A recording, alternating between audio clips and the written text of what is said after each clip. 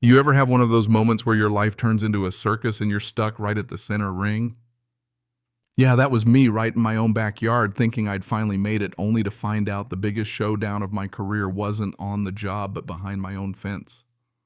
Let me back up a sec so you get just how insane this all got.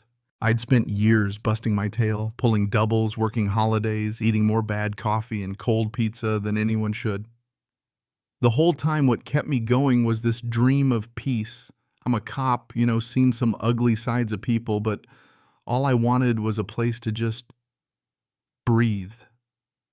So when I finally landed this house in Willow Creek Estates, a spot so clean and pretty it looked like the cover of a real estate magazine, I was proud.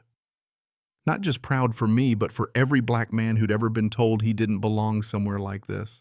And man, that backyard, 2 stories, pool, grill, the works. I wanted it to be a haven, especially for my crew. There's me, Dante, the quick-witted joker who'll back you up in a fight. Justin, quiet, sharp, always thinking 3 steps ahead, and Liam, our lone white guy, but really just a brother with different skin. We'd come up together, survived all the chaos cops see, and now we had this little slice of heaven to call our own. So picture this, it's late July, sun's burning gold. I'm out early, cleaning the pool, prepping food, ribs, chicken, the good stuff. Liam shows up first, hauling beer, grinning. This place is unreal, man. Dante and Justin roll in stereo, bumping some old school hip hop. We're laughing, tossing a football, feeling like kings for a day. Just 4 guys, good music, cold drinks, and peace you could feel in your bones. But you know how it goes. Sometimes peace is just the calm before the storm. And this storm, her name was Leslie. I didn't know it yet, but from the moment I saw that curtain twitch in the neighbor's upstairs window, something felt off. At first, it was just curiosity.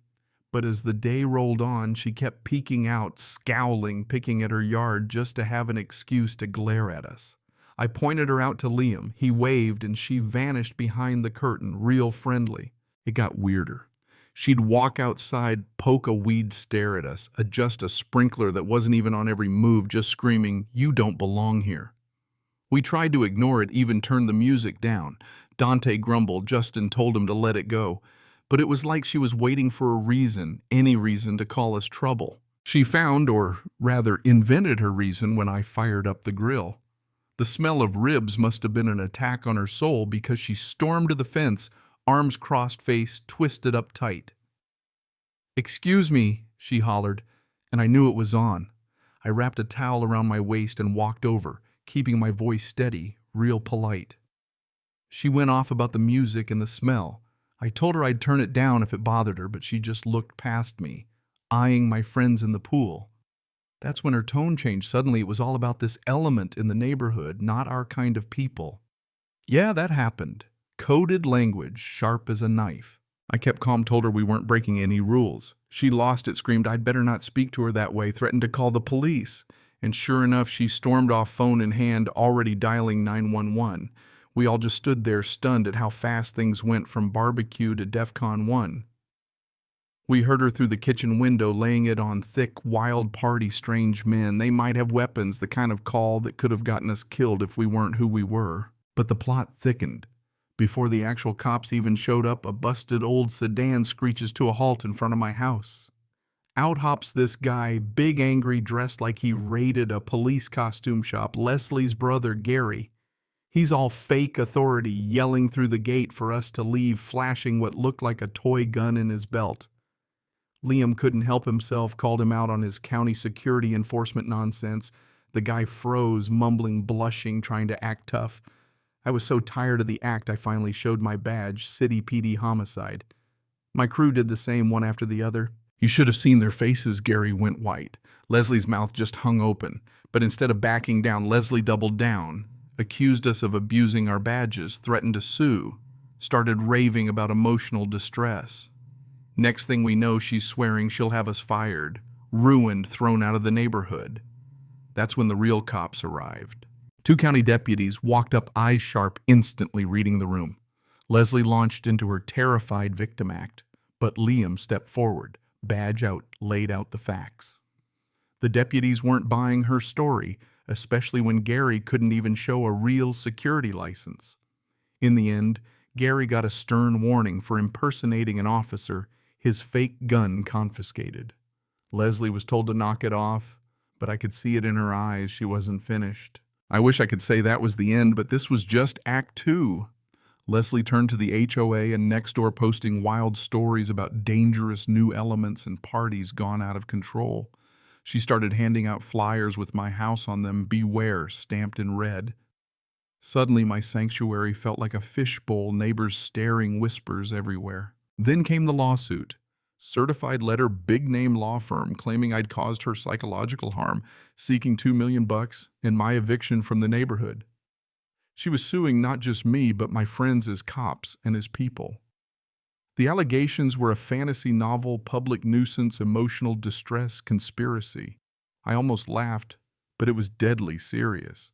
We lawyered up, hired Eva, a bulldog who specialized in malicious prosecution. She said we needed to dig, find out who Leslie and Gary really were. Enter Corbin, our PI, who discovered the real twist: Leslie and Gary weren't who they claimed. Turns out their family used to go by Jefferson, a black family from the Midwest who'd changed their names and passed for white in a new state, a new life. The deposition was a bombshell.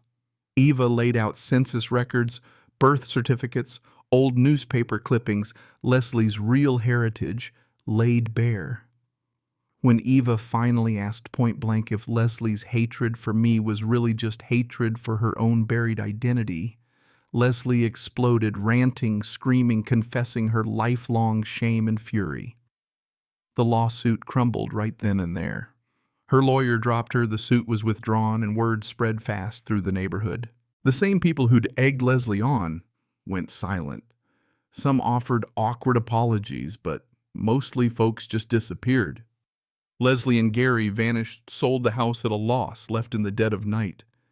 Their perfect sanctuary became a cautionary tale, their shame echoing through empty windows.